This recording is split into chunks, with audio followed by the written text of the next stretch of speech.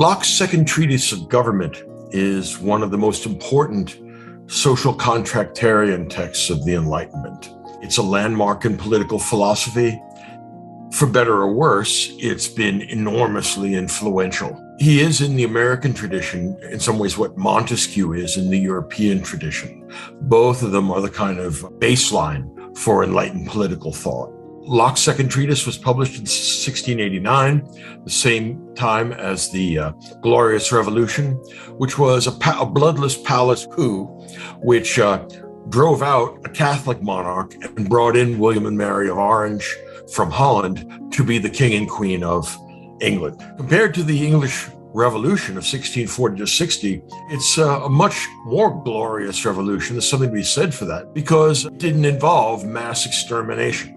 It settled the position of the English monarchy, and Locke was, in a way, writing a text that would justify this change. Remember that the right to rebellion is not, generally speaking, one which has been an important element up to now in the Western political tradition.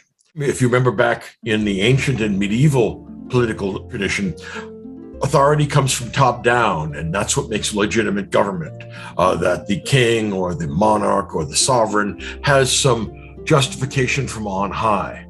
If that's the case, then rebelling against the government is the same thing as rebelling against God or whatever it is that's authorizing the king. And what that means is that there's no right to rebellion. There's also no right to criticize the government. So what Locke is going to introduce is the right of rebellion.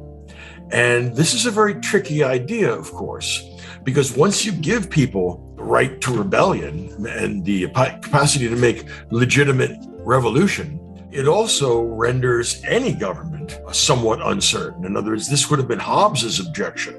He said, look, if you give people the right to rebellion, they'll rebel whenever they're angry. What they'll get is a state of nature or a state of war of all against all, which is worse than oppression that you get in ordinary governments. Locke has a somewhat more optimistic view of human nature. In a way, it's hard not to have a more optimistic view of human nature than Hobbes because he's just so dark and rather misanthropic.